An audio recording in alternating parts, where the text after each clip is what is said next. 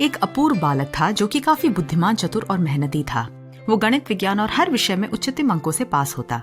हर कक्षा और बड़े होने पर हर क्षेत्र में उसको सफलता प्राप्त हुई। फिर उसकी नौकरी एक बहुराष्ट्रीय कंपनी में लग गई और वो पहुंचा अमेरिका।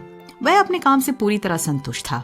इसी बीच उसकी शादी एक होनहार लड़की से हो गई और कुछ सालों में उनका एक प्यारा सा बेटा भी पैदा हुआ। वह और उसका परिवार एक शानदार जिंदगी जी रहा था।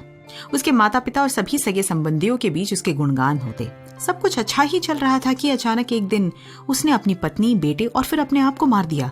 जिस किसी ने यह खबर सुनी उन्हें अपने कानों पर यकीन ही नहीं हुआ।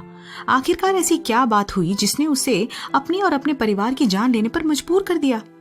इस हादसे के कुछ दिनों बाद कैलिफोर्निया नैदानिक मनोविज्ञान संस्थान ने इस मामले पर जांच करना शुरू किया। जैसे जैसे वो तहकीकात करते गए उन्हें पता चला कि हत्या के कुछ हफ्ते पहले उसकी नौकरी छूट गई थी। उसकी शान और शौकत और अभिमान पर यह बात काफी हावी हो रही थी। यहाँ तक उससे अपने लोन्स की भरपाई भी नहीं हो पा रही थी। जिसने बचपन से लेकर अब तक केवल सफलता ही प्राप्त की, उसके लिए यह असफलता झेलना बिल्कुल नामुमकिन था। मनोवैज्ञानिक ने यह निष्कर्ष किया कि उस इंसान को केवल सफलता प्राप्त करने की आदत थी और हार झेलने की क्षमता बिल्कुल भी नहीं थी। काफी माता पिता यही गलती सदियों से दोहराते आ रहे हैं।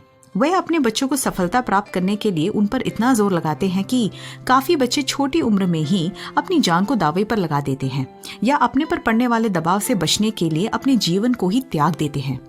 ये जरूरी है कि हम सफलता पाने के लिए अपने बच्चों की सहायता करें, मगर जब उसका विपरीत हो तो उन्हें दिलासा देकर असफलता का सामना करने का भी हौसला दें। हमारी जिंदगी में हर मोड़ पर हमें सफलता प्राप्त हो ऐसा होना जरूरी नहीं। यह जरूरी है कि हम अपने जीवन का लक्ष्य धन राशि इकट्ठा करना और शानो शौकत में जीवन व्यतीत करना ना रखें, क्योंकि जब यही धन राशि से हमारा साथ छूट जाता है तो वो हमें कई बार अकल्पनीय फैसले और कई बार गलत राह पर चलने पर भी मजबूर कर देते हैं। बाइबल में कहा गया है कि होशियार रहो और हर प्रकार के लोभ से अपने आप को बचाए रखो, क्योंकि किसी का जीवन उसकी संपत्ति की बहुतायत से नहीं होता।